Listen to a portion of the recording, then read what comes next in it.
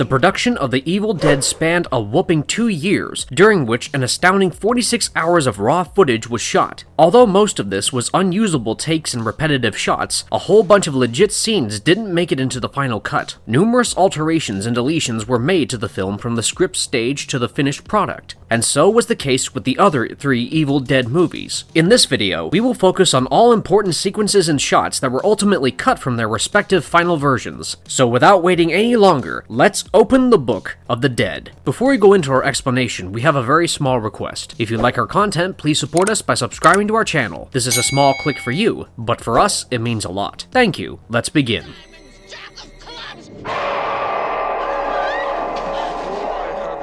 The Evil Dead, discrepancy in film span. The opening of the original movie script is a masterful display of suspense building. As the group arrives at the isolated cabin, they experience minor spooky stuff, but nothing that would fill any of the friends with terror. And indeed, as the night progresses, eerie occurrences abound, slightly hinting at a malevolent force lurking in the shadows. But the real horror begins on the second day, as the group ventures out into the forest for a picnic, when Cheryl awakens alone in the evening, creating some serious tension. However, she is pursued by the terrifying entity known only as the Force, and the air around the demon starts to clear. As the night wears on, the group is slowly whittled down. This is further pronounced by Scotty's disappearance. But the final shocking scenes take place on the third day, when the final scenes of the actual film take place, leaving the audience unable to shake the images of unspeakable horror that had been burned into their minds. However, the film took place over a day and night. It ends at the break of dawn, with Ash attacked by something unseen. In fact, the Evil Dead trilogy takes place over a period of just 4 days, making it one of the shortest time spans of the movie franchise.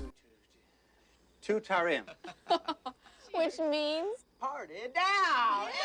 Superfluous drinking scene. In one of the chopped off scenes, the group embarks on their journey to the cabin, but not before Scott pulls out a bottle of moonshine, which the script labels as scotch. As they pass the bottle around the car, the camera lingers on Ash's reaction, as he seems to be gasping for air after taking a sip. Shelley, on the other hand, takes a swig out of the strong liquor without batting an eye, and passes the bottle back to Ash and Linda. As they toast and drink, Ash tries to play it cool in front of Linda, who appears unfazed by the alcohol. However, when Cheryl politely declines the offer to partake, it becomes clear that not everyone is keen on the homemade moonshine. As Bruce Campbell himself has noted, this scene may seem out of place, given that moonshine production is not typically associated with the northern Michigan setting of the film. Nonetheless, it adds an interesting layer of characterization to the group, highlighting their willingness to take risks and indulge in illicit pleasures. For those of you who don't know, here's a quick trivia. Moonshine is a highly concentrated and distilled alcohol that is typically made from corn mash. It is called moonshine because historically it was often produced illegally under cover of darkness or by the light of the moon.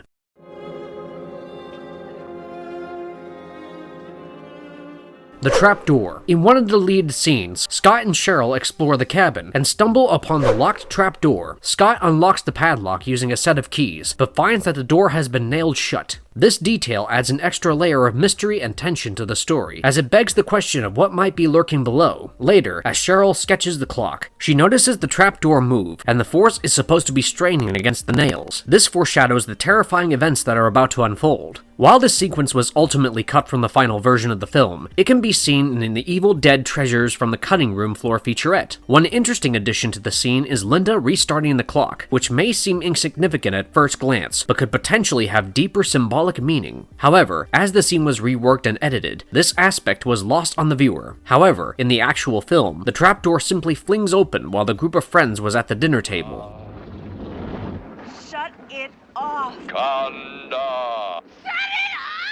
A detailed voice clip on the tape. In an early scene of Evil Dead, the group listens to a tape player, which sets in motion a series of terrifying events. Prior to Cheryl's possession, there was originally a longer speech that introduced some exposition about the professor. The script features a more detailed version of this speech, which, for your benefit, we've summarized. So it all started with Julian Nobi, a professor of ancient Egyptian mythology at Dexton University, who stayed in a small cabin in the Tennessee mountains with his wife to continue his research. He and a group group of associate professors excavated the ruins of Katandar and found a book titled Necronomicon, which dealt with demons and demon resurrection. The book was bound in human flesh and inked with the blood of the deceased. According to legend, only the high priests of the tribe of Katandar could possess these books and properly control the resurrected demons. Only through the act of reciting the resurrection passage could these evil entities possess the living. For many years, this legend was thought to be just that, a legend. You will die! Like the others before you. One by Cheryl's possession was more gradual. As Scott steps out of the cabin, Ash steps in to comfort Linda, who has been put to bed in the back room. He assures her that everything is alright, but their tender moment is overheard by Cheryl, who wastes no time in taunting him about it. So as per the scene, the dimly lit cabin is still quiet, as Linda wakes up to a crack of light. She calls out to Ash, who enters and comforts her, assuring her that everything is fine. Linda asks about Shelly, and although Ash tries to hide his anxiety, he responds in a whisper that she is just sleeping. Linda declares her love for Ash, and turns over to go back to sleep. Ash exits Linda's room, and closes the door behind him. His fear and anxiety return when he hears a voice coming from the cellar. Cheryl taunts him, accusing him and Scott of committing murder. Ash's rage and frustration boil over as he grabs the axe and slams it down on the trapdoor, silencing Cheryl momentarily, who was laughing uncontrollably and maniacally. However, the hatch opens a little, revealing Cheryl's white eyes.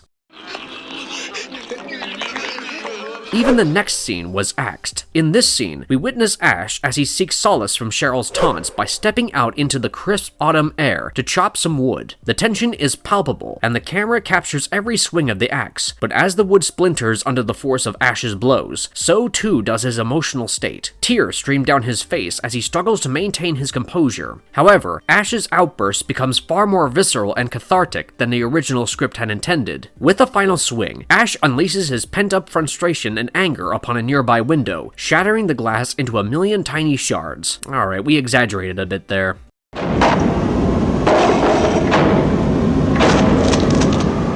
Altered ending. The original ending of the film saw Ash tasked with the monumental challenge of burning the accursed Book of the Dead. In the original script, he was to use only Linda's trusty silver magnifying glass necklace. Ash would harness the sun's rays to ignite the book. To bring this climactic moment to life on screen, the production team found the necklace at Corey's jewel box. However, as the script evolved, the filmmakers decided to take a slightly different approach to the ending. Rather than burning the book with a magnifying glass, Ash would use the necklace to hook it and toss it into the flames. Despite the change in plans, the original necklace remained an integral part of the production. Unfortunately, the first necklace was lost during the shooting, forcing the team to scramble for a replacement. Interestingly, a similar necklace appears in Evil Dead 2, which kind of cements its place as an iconic artifact of the Evil Dead universe.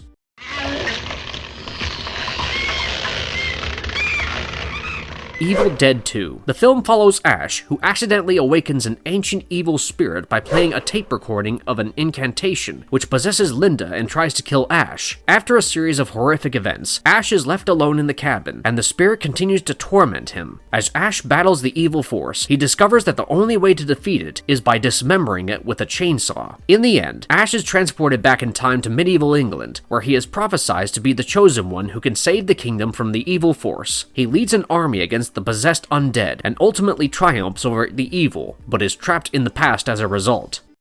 It was this blood that was used to ink the book. Extended opening credit. The TV version of Evil Dead 2 may have been severely edited for television. It's mentioned in the TV version, but the filmmakers used the opportunity to make it better. Rather than simply using the same credits as the theatrical version, they opted to create a new set of opening titles for the main cast, set against a backdrop of billowing smoke, which is clearly a motif that recurs throughout the film. The credits are superimposed over plate shots that lend an ominous, foreboding feel to the proceedings. These titles are video opticals, instantly signaling to the viewer that they are watching a version of the film that was edited on analog video rather than film. The wry humor of the filmmakers is on full display in the brief title card that follows, severely edited for television, a tongue-in-cheek acknowledgement of the challenges of re-editing the film for broadcast. Ow. So, what do you think, kid? Romance amidst horror. After Ash gives Linda the reflecting glass necklace, the couple shares a prolonged kiss that is far steamier than anything seen in the theatrical cut. The scene then cuts to new footage of the two of them dancing together with Linda playfully twirling around Ash. The tension builds as the couple begins to embrace more passionately, eventually collapsing in a heap on the floor of the cabin. The sensual scene is scored with an atmospheric soundtrack that could have been sourced from a stock library, but it's certainly effective in setting the mood. The sequence ends with a fade out, only to fade back in on an exterior shot of the cabin. From there, the scene proceeds as it does in the theatrical version, with Ash and Linda discussing the potential consequences of their tryst. Linda's beheading. The TV edit of Evil Dead 2 takes a more measured approach to the film's pacing, and one notable example is a cutaway to some sinister trees just as Ash exits the cabin to search for the missing Linda. However, the TV version over-relied on this trick, with numerous shots of the trees inserted throughout the film. Unfortunately, this overuse of cutaways led to some glaring editing errors, including a brief shot of Annie outside the cabin mistakenly included after the axe murder of Evil Ed. Furthermore, the decapitation of Linda is one scene that is noticeably altered, with 14 frames missing as the shovel slices off her head. Additionally, the shot of Linda's head hurtling towards the camera has also been excised, making the scene less graphic, but also less impactful. In the climactic sequence, a reverse shot was captured depicting Linda's serpent-like tongue slithering into Ash's gaping maw. While initially slated for inclusion, the shot was ultimately scrapped after Sam viewed it during the dailies and vocally decried it as the most atrocious reverse motion acting he had ever laid eyes upon.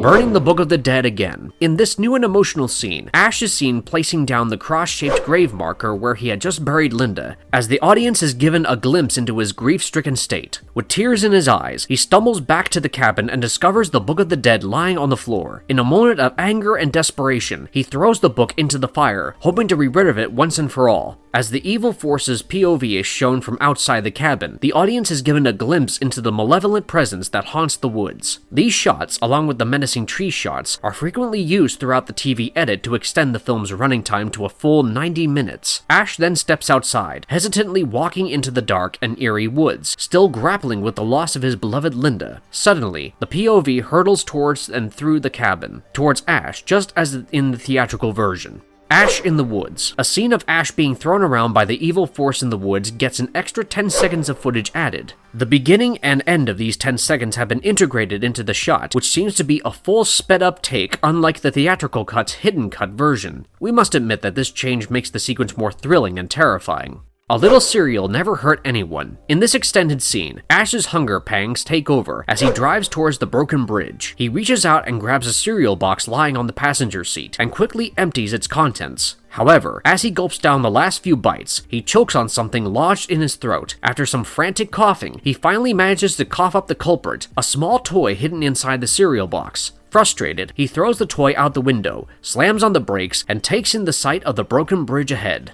Scripts versus film. The first draft had a prologue retelling the events of the first film, with Ash already at the cabin. The scope was larger, with underwater shots and expanded roles for Raymond and Henrietta. The Army of Darkness subtitles seemed out of place, as Ash was left floating in the vortex. In the second draft, the opening was restructured, and possessed Henrietta hid pages from the book. The third to fifth drafts are unavailable, but the sixth draft had a new scene with Professor Noby's ghost and a longer scene at the museum. The workshed scene was cut, and possessed Ed fought back further. The character of Henrietta was called Marie. Abandoned ideas. As Evil Dead was being written, several ideas were thrown around but never made it into the final film. One involved escaped convicts stumbling upon the cabin and unearthing Linda's severed head inside of their loot. Another was an extensive bridge sequence where Ash narrowly escapes the evil force. Early drafts had Annie traveling alone on a train with her father's spirit appearing. A proposed voiceover narration by Ash was scrapped for being too corny, and at one point, a dark ending was considered where Ash was insane all along.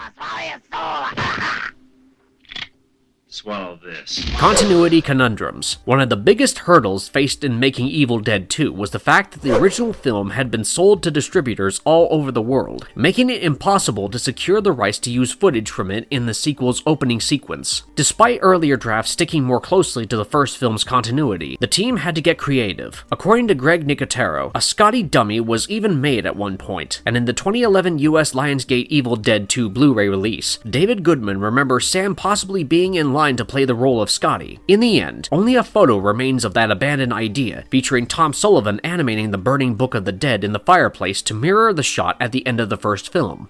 Multiple planned opening sequences. The original script for The Evil Dead included a hefty dose of exposition and backstory, delving into the Book of the Dead's true origins and the various civilizations that fell victim to its power throughout the ages. Sam had planned to take audiences on a journey through time, tracing the book's path to the small cabin where our protagonists find themselves trapped. While much of this material was ultimately cut for pacing reasons, the filmmakers cleverly repurposed it later in the movie, delivering much of the exposition via a creepy tape recording left behind by a doomed professor. Flashback sequences added to the chilling effect, making the book's history all the more terrifying. Though much of this information didn't make it into the final cut, its impact can still be felt in the way the story unfolds. A lost opportunity. The Evil Ed Chop Top sequence in Evil Dead 2 has gained notoriety among horror film fans. During the scene, as the possessed character Ed is being dismembered, the filmmakers aim to deliver a shockingly gruesome moment on screen. After his head was chopped in two, the top section of his head was filmed moving on its own, while his torso was shown rising from the ground to continue the fight. Despite the impressive effect, the scene was ultimately deemed too over the top for the film's overall tone. The filmmakers felt that the scene lacked the necessary impact and pacing to engage the audience properly. Bobby Joe's altered death. The intended death of Bobby Joe was set to be a blood-soaked, gut-wrenching spectacle that would have left audiences reeling in horror. Originally, the possessed vines were to rip her apart, splitting her in half like a grotesque wishbone, with a tree violently forced between her legs, which is something of a reminder of the original. Interestingly, this gruesome fate was initially slated for a male victim, but the filmmakers ultimately decided that the female character would be a more impactful choice. Despite the already visceral nature of this sequence, even more graphic elements were excised from the script before filming. In its original conception, the scene was to culminate in a wide shot of the surrounding forest, with a powerful geyser of blood erupting into the sky. While this extreme visual effect didn't make the final cut, it was eventually repurposed for use in the cult classic Army of Darkness.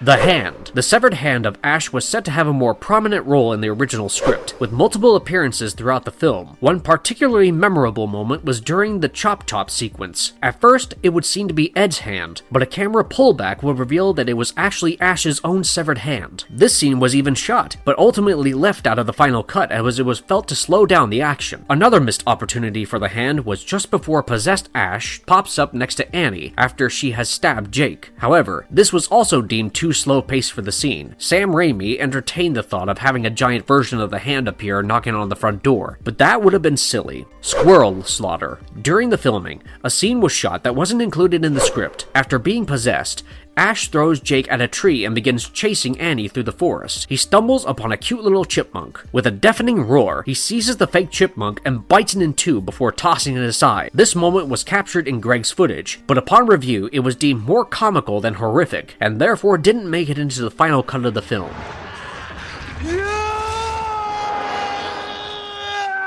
Army of Darkness. Fans of Army of Darkness have a lot to choose from when it comes to watching this cult classic. There are 4 different versions available, each with its own unique features and differences. The director's cut, which runs at a longer 96 minutes compared to the theatrical release of 81 minutes, includes a host of new scenes and extended sequences. Fans can look forward to more violence in the pit, a love scene between Ash and Sheila, an extended Windmill sequence, a different dialogue between good and bad Ash, an extended speech on the castle roof, and a vastly different ending. For those looking for a shorter version of the director's cut, there's the 88-minute international edit. This version is essentially a trimmed-down version of the director's cut, with a relatively happier ending and the repositioned arrival of Henry the Red, as seen in the theatrical release. The international edit is the version that was released in cinemas outside of the US. Lastly, there's an 88-minute US television version, which likely features additional edits and cuts for television broadcasts.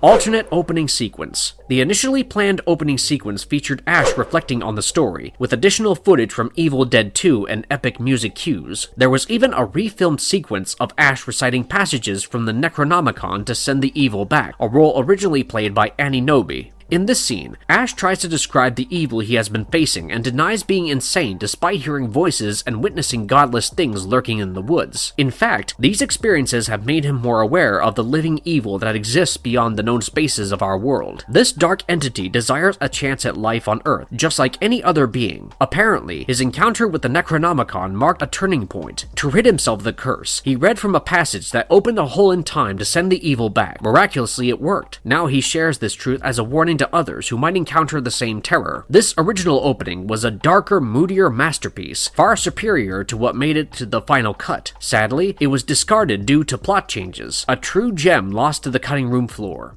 Killing everything superfluous. A longer sequence was shot, scripted, and even filmed showing Ash's work life at S-Mart. The sequence introduced veteran actor Charles Napier as a ruthless boss and also included interactions with Bridget Fonda's Linda and an unnamed stock boy. However, upon reviewing the footage, it was deemed superfluous to the overall narrative and was subsequently dropped. While it may have added depth to Ash's character and provided additional context, the filmmakers wisely decided to streamline the story and focus on the core elements that made the film a cult classic. My name is Ash, and I am a slave.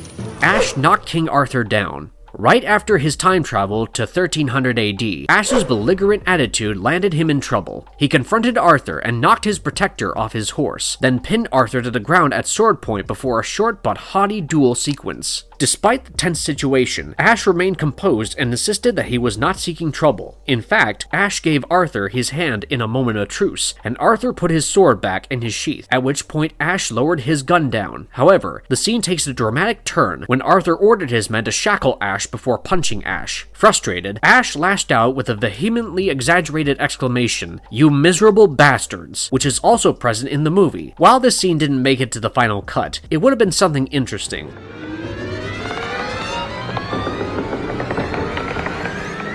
Windmill scene. In the original concept for the windmill scene in Evil Dead 2, Ash discovers it rather being chased into it. He stumbles upon it during his journey and decides to take refuge inside. As he lights a fire, he starts to hear strange noises and becomes increasingly spooked. The shot slowly pans around the inside of the windmill, capturing every nook and cranny and highlighting the stillness and isolation of the setting. Ash ventures outside to investigate and discovers his horse, but as he turns back to the windmill's entrance, he spots a mysterious figure lurking inside. The door suddenly slams shut, prompting him to rush inside, where he collides with a mirror, shattering it. This sequence sets the stage for the Tiny Ashes scene and explains why Ash smashes the mirror. However, the Universal executives decided to drop this version.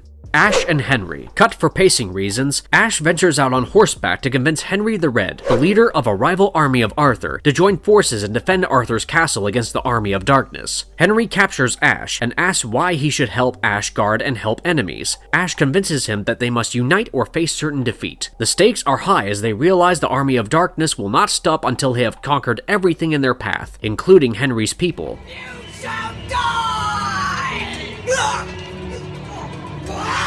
Deleted Deadite witch scene. In the original script, there was an interesting sequence in which the Deadite witch launched a massive attack on Ash, forcing him to confront his own sense of nobility. The scene involved a complex combination of miniature sets, elaborate makeup effects, and intricate mechanical contraptions. However, due to budget constraints and the need to focus on other battle scenes, this set piece had to be abandoned. One of the most impressive moments in the scene was meant to feature the temple pillars crashing down like dominoes, while Ash battled the witch, who had taken to the air.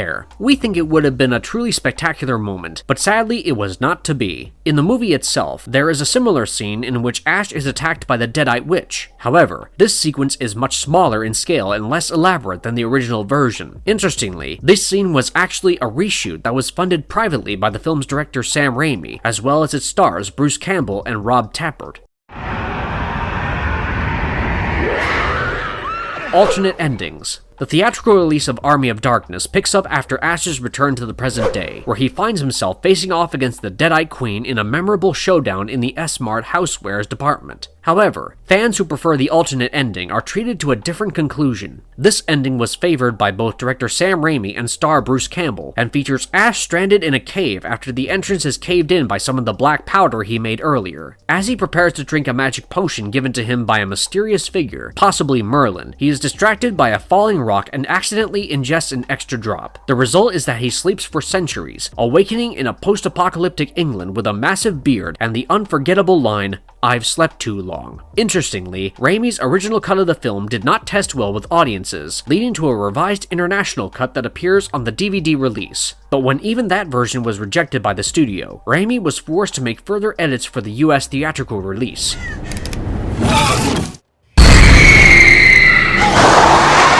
Deleted scenes of Evil Dead 2013. Natalie, Mia, and their friends travel to an isolated cabin in the woods to help Mia kick her drug addiction. As they explore the creepy old cabin, they discover a mysterious book called the Necronomicon, the Book of the Dead. The group tries to leave the cabin, but they soon realize they are trapped as the evil force begins to possess them one by one. As the possessed members of the group turn on each other, they suffer gruesome and horrifying fates. Mia, who is the primary target of the demonic entity, ultimately sacrifices herself to save her friends, cutting off her own hand and using a chainsaw to bisect the abomination's head, ending the curse. And now, let's dive into the deleted scenes and differences. Mia's forlorn state. After Mia threw her drugs in the well, she left the group, probably to find some solace and time to deal with the situation. Eric left to follow her, and the others stayed back. The situation became a tad bit grimmer because Mia's situation was grim. She was to go through 72 hours of extreme pain and suffering because of her withdrawal symptoms. And although the friends were there to support her, nothing could be said for sure. As the characters grappled with their demons and faced their fears, they discovered new reserves of strength and resilience and emerged stronger and more united than ever before.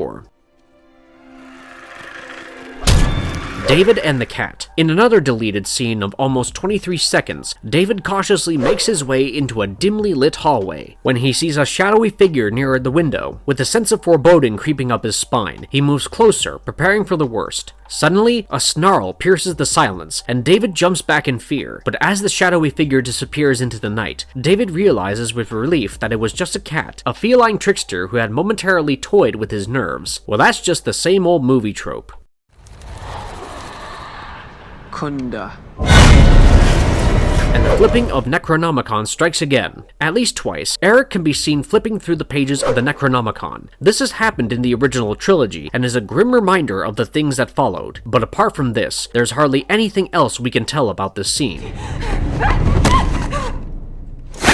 Extended scene of Mia cutting her throat. The award for the most horrific deleted scene could very well go to the small clip where Mia cuts her own tongue. In the movie, Mia leads Natalie to the cellar and bites her hand. Afterward, Mia uses a box cutter to cut her own tongue before forcibly kissing Natalie. Although parts of it are present in the movie, this extended scene is potent enough to send chills down anyone's spine. Furthermore, the camera cuts to Natalie, her face twisted in terror, before quickly switching to Mia. In the extended cut, the shot of Natalie starts earlier, building up tension before the switch back to Mia.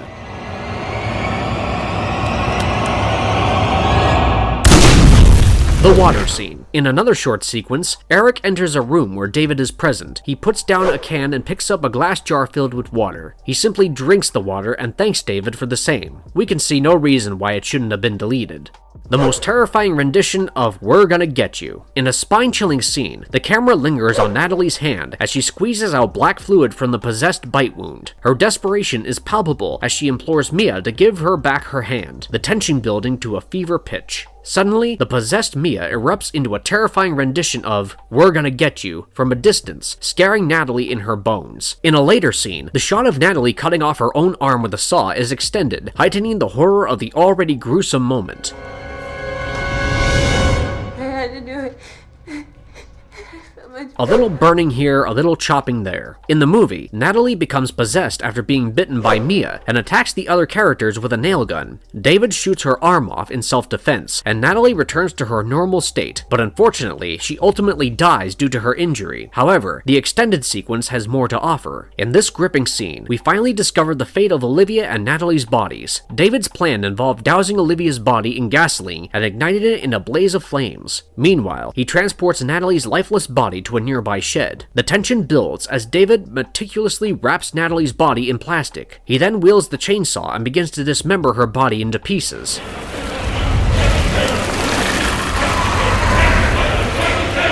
alternate ending. In a thrilling climax of the movie, Mia finds a chainsaw to deal with the abomination. She skillfully severs its leg, but the monster strikes back by overturning David's Jeep, trapping Mia's left arm beneath it. In a moment of sheer desperation, Mia frees herself by amputating her own hand and takes up the chainsaw to finish the job. She then goes on to decapitate the abomination, bringing an end to the terrifying reign of horror. As the rain clears, an exhausted Mia sets out to find help, unaware that the cursed Naturum de Monto still remains intact and is shutting on its own. In a post-credits scene, fans of the original trilogy are in for a treat, as an older Ash Williams makes a cameo appearance, adding a perfect finishing touch to this epic horror tale. However, the extended cut and an additional end credits scene tell a different story. In the extended cut of the movie, the tension ramps up even further as Mia struggles to open the door to safety. She is forced to use the key, adding an extra layer to difficulty to her escape. But the suspense doesn't end there. After the harrowing events, in an additional scene during the end credits, Mia, still visibly shaken, is seen walking across the street before collapsing from exhaustion. Just when all hope seems lost, a car pulls up, and a benevolent older man steps out to lend a helping hand. The scene then cuts to Mia in the backseat of the car, with the stranger offering to take her to the hospital. Despite her injuries and fatigue, Mia musters the strength to open her eyes, but is she healing or is she still possessed? And if you liked our content, don't forget to leave a like and subscribe to us if you haven't already. Have a good one and be safe. Thanks everyone.